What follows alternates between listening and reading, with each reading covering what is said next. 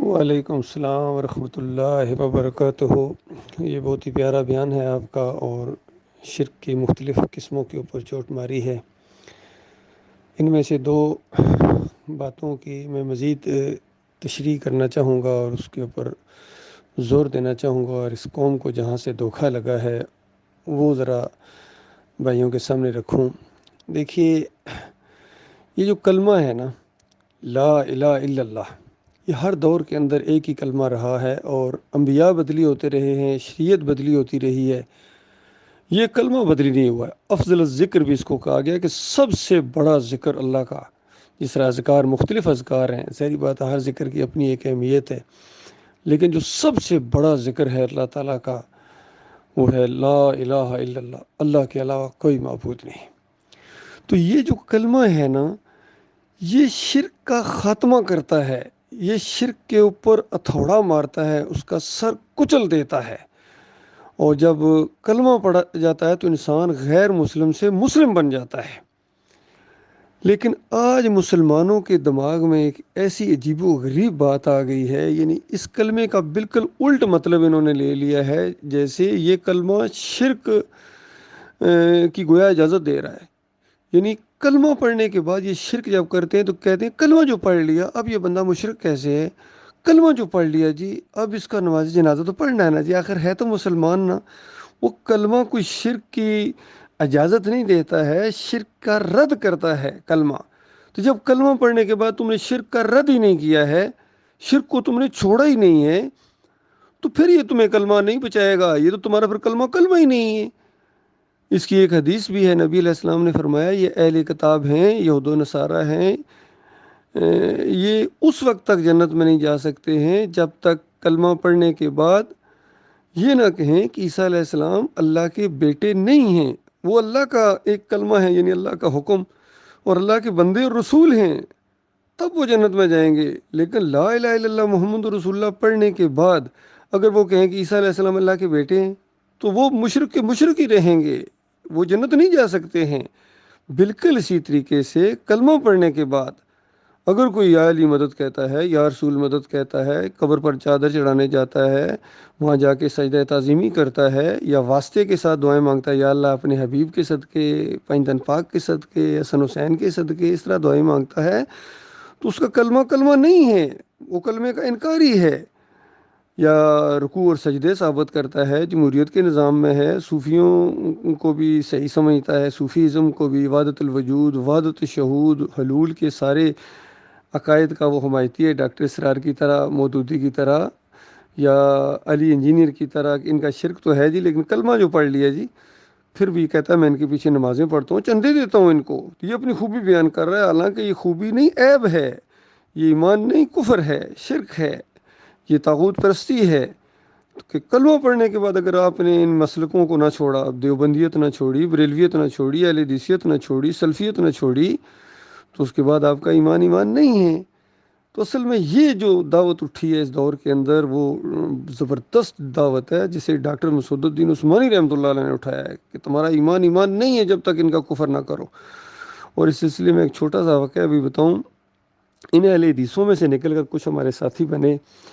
تو انہوں نے جا کے اپنے اہل حدیث جو ان کے بڑے بڑے علماء تھے ان کو یہ بات جب کہی کہ دیکھو یہ اتنی زیادہ کتابیں ہیں پڑھی ہوئی ہیں اکابرین کی جن کو ڈاکٹر عثمانی رحمۃ اللہ علیہ نے پیش کیا اور کفر کا فتویٰ لگایا ان کا، کیا تم نے یہ کتابیں نہیں پڑھی تھی؟ تم بھی تو عالم دین ہو۔ تو انہوں نے کہا پڑھی تو تھیں۔ ان کا پھر ان کا بس چلنے دو، اللہ کے بندو غور کرو، کہتے چلنے دو، تو یہ علماء ہیں، چلنے دو۔ کون پورے معاشرے سے، پوری قوم سے، پوری امت سے، پوری دنیا سے کون ٹکر لے؟ وہ جو ایک عزت بنی ہوئی ہوتی ہے اس کو اصل میں اس کے اوپر حرف آتا ہے، اور پھر لوگ مار دیتے ہیں، پھر کاروبار چلے جاتے ہیں، پھر نوکری چھوٹ جاتی ہے، پھر یہ جو کاروبار کر رہے، یہ مزدوری جو اللہ کے ساتھ کر رہے ہیں، مسجدوں کے اندر مدرسے چلا رہے ہیں، پھر یہ کون چلانے دے گا اگر کفر شرک کو بالکل بیان کریں اور اس سے بیزاری کا اعلان کریں؟ تو یہ تین چیزیں بہت بڑی رکاوٹیں ہیں راستے کے اندر، حق راستے کے اندر جو تین ہیں۔ سب سے بڑی بات موت کا خطرہ، تو اللہ تعالیٰ نے بتایا کہ دیکھو مرنا تو ایک دن ہے، اور تمہیں کوئی مار نہیں سکتا ہے جب تک اللہ کی طرف سے حکم نہ ہو، کوئی، بس یہ دماغ کے اندر چلی جائے بات۔ دوسری بات تم کہتے ہو یہ روزی کہاں سے کھائیں گے، تو شرم کرو انسانوں، جانوروں کو، کتوں اور بلیوں کو اور خنزیروں کو اللہ کھلاتا ہے، تو تم تو اشرف المخلوقات ہو، اور پھر کلمہ پڑھتے ہو، مومن ہو، کیا تمہیں نہیں اللہ تعالیٰ کھلائے گا؟ روزی کا ذمہ لیا ہے اس نے، تو یہ مسئلہ بھی ختم ہو گیا۔ اگر یقین دل کے اندر بیٹھ جائے کہ روزی کا ذمہ یہ اللہ کے ہیں، اور ایک جگہ سے اگر ہم کو نکال دیا جائے گا، اس سے بہتر اللہ تعالیٰ عطا فرمائے گا، یہ اللہ کا حکم ہے، اللہ کا وعدہ ہے۔ انی ارضی واسعہ فای فعبدون کہا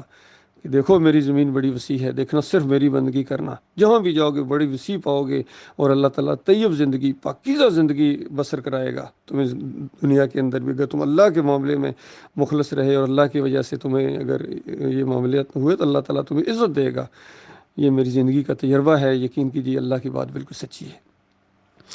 تیسری چیز جو سب سے بڑی ہوتی ہے، وہ انسان ڈرتا ہے کہ اگر میری عزت بنی ہوئی ہے معاشرے کے اندر، یہ سارا اپنے ماحول کے اندر، اگر میں ایمان عقیدے کی بات کروں گا تو یہ پرانی دوستیاں ہیں، یہ ختم ہو جائیں گے، لوگ عجیب و غریب باتیں کہیں گے، تو میرا وہ مقام باقی نہیں رہے گا۔ تو اصل میں اس چیز سے انسان ڈرتے ہیں، تبھی تو وہ حق کا ساتھ نہیں دیتے ہیں۔ تو اس معاملے میں اللہ تعالیٰ نے کہا کہ اگر ٹھیک ہے تم یہ معاملہ نہیں کر سکتے ہو، تو تم تو مرتد ہو اللہ کی نگاہ میں، تم دیندار نہیں ہو، پھر تم فریبکار ہو۔ اور پھر مالک فرماتا میں ایسوں کو لاؤں گا جو اللہ سے محبت کریں گے، اللہ کی محبت کی وجہ سے یہ سب کچھ برداشت کرو، اور پھر اللہ ان سے محبت کرے گا، ایسے مخلص لوگوں سے اللہ ان کو اپنا بنا لے گا۔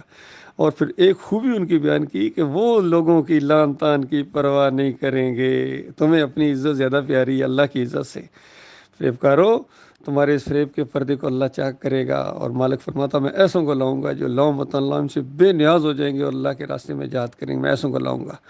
تو اللہ تعالیٰ لایا ہے ایسوں کو ہر دور کے اندر، اللہ تعالیٰ ہمیں بھی انہی لوگوں میں شامل کرے۔ ہم نے تو بالکل سوچ لیا جو مرضی کہو، جو مرضی الزامات لگاؤ، جھوٹا کہو، فریبکار کہو، مرتد کہو، باغی کہو، جو مرضی کہو، ہمیں تمہارے ان القابات اور الزامات کی کوئی پرواہ نہیں ہے۔ ہمارا مالک ایک ایک بات کے اوپر ہمیں اجر سے نوازے گا، ہمیں اپنے مالک سے پوری امید ہے۔ ہم نے اپنی جو ہستی میں ہوتی ہے اس کو بالکل پاؤں سے رون دیا ہے، پاؤں کے اندر سے اس کو کچل دیا ہے اپنے مالک کی عزت کے لیے، اپنے مالک کے دین کے لیے۔ تو یہ معاملہ ہے اللہ کے بندو۔ دوسری بات یہ ہوتی ہے کہ دیکھو یہ لوگوں کے ذہنوں میں یہ چیز آتی ہے اور پھیلاتے ہیں کہ اگر ہم نے اس طرح کفر بالطاغوت کیا، ان بڑے بڑے اکابرین کی سر کچلا، ان کا بالکل پوسٹ مارٹم کیا، تو پھر ان کے ماننے والے ہیں یہ ہماری بات نہیں سنیں گے۔ اچھا، یہ ہماری بات ہی نہیں سنیں گے، پھر کیسے بات دین کی؟ وہ تم دین کی بات تو پیش کرو، تمہیں اس کا مطلب ہے ان کا خیال ہے، اللہ کے دین کا کوئی خیال نہیں کہ اللہ کے دین کا کیا مطالبہ ہے، تم اپنے آپ کو اللہ اور اللہ کے رسول سے زیادہ حکیم سمجھتے ہو، یہ پرابلم ہے۔ پھر تم ابلیس ہو، ابلیس کے راستے پر ہو، ابلیس کے دماغ میں یہی چیز آئی تھی کہ اللہ تعالیٰ نے گویا یہ حکم ہی غلط دیا ہے، یہ طریقہ ہی غلط رکھا ہے، میں اس کے سامنے سجدہ کروں، یہ کیسے ہو سکتا ہے؟ اس کو مٹی سے بنایا گیا، خاک سے، میری آگ سے بنایا گیا۔ اس طرح مکالمہ کرنا شروع ہو گیا اور بھول گیا کہ بات کس کے ساتھ ہو رہی ہے، حکم کس کا ہے۔ اس کا حکم ماننا ہی اس کی عبادت ہے۔ اللہ الحکیم رب ہے، اس نے یہ حکم کیوں دیا اللہ بہتر جانتا ہے، اس کی تفصیل نہیں بتائی کہ فرشتوں جھکو آدم کے سامنے، اور ابلیس بھی بیچ میں تھا، یہ کیسے بیچ میں آ گیا اللہ جانتا ہے، نہ نبی علیہ السلام نے اس کی تشریح فرمائی ہے۔ اسی طریقے سے یہ انداز اللہ نے کیوں اختیار کیا ہے یہ اللہ جانتا ہے۔ یہ اللہ نے ایک ایسا معاملہ رکھا ہے کہ اس چھاننی سے گزرے بغیر جنتیوں کی چھانٹی سارٹنگ نہیں ہوگی، کہ اللہ کا حکم ہے اور اس حکم کو انبیاء نے مانا ہے، تبھی تو دین بالکل کھل کے سامنے آیا ہے، دین کی بات، اریاں بات۔ اور نبی علیہ السلام مکہ کی گلیوں کے اندر یہ آیت پڑھتے ہیں، انکم وما تعبدون من دون اللہ حسب جہنم انتم لہا واردون، کہ جن تو ان باغیوں کو، اپنے بڑوں کو پوجتے ہو اللہ کے مقابلے میں، یہ سارے یہ جہنم کا ایندھن بنے گے، ان کے ساتھ تمہیں جہنم کی آگ کے اندر رہنا پڑے گا۔ تو بتاؤ یہ ڈیلی بات ہے؟ اگر سوچتے کہ پھر لوگ بات کیسے سنیں گے، سنیں یا نہ سنیں گے تو بات، اللہ نے کہا کہ اللہ جس کو چاہے گا سنوائے گا، آپ ان مردوں کو نہیں سنا سکتے، یہ مردے ہیں، گویا جس طرح مردے نہیں سنتے ہیں، اس طرح یہ زندہ جو لاشیں ہیں زمین کے اوپر، یہ تمہاری باتیں نہیں سنتے ہیں،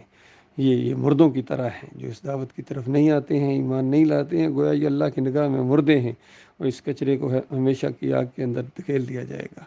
اللہ تعالیٰ اس خوفناک انجام سے اپنی پناہ میں رکھے، اور مالک اپنے راستے کے اوپر جمائے رکھے۔ مالک کا احسان ہے، یقین کرو یہ اللہ تعالیٰ نے ہمیں اپنے لیے، اپنے دین کے لیے مخلص کیا، تب ہماری جان بچی، ہم تو پوری طرح لپیٹ میں آ گئے تھے، مالک نے ہمیں اس جال سے نکالا ہے، کفر و شرک کے جال سے پہلے بھی نکالا جب فرقوں کو چھوڑ کے آئے ہیں، اس وقت بھی بڑی سخت معاملہ تھا، لیکن اب تو معاملہ اس سے بھی بڑا سخت تھا کہ ایسوں کے اندر سے مالک نے جو توحید کے نام پر اٹھے تھے، جو ایمان کی دعوت دیا کرتے تھے، ان کے اندر جب شرک آیا، اس سجدہ تعظیمی کا شرک، تو اس کے بعد اللہ تعالیٰ کا بہت بڑا خصوصی انعام ہوا ہے، کیونکہ ہم نے دیکھا بڑے بڑے سمجھے جانے والے، بڑے بڑے عقل مند جن کو سمجھتے تھے ہم بڑے عقل مند ہیں جی، بڑے دانا ہیں، بڑے بزنس مین ہیں جی، بڑے عالم دین ہیں جی، اور بڑا جناب ان سے امیدیں بھی وابستہ تھیں، لیکن ایسے ڈھیر ہوئے ہیں شرک کے سامنے، انہوں نے سرنڈر کر دیا ہے، گھٹنے ٹیک دیے۔ اللہ تعالیٰ اس انجام سے اپنی پناہ میں رکھے۔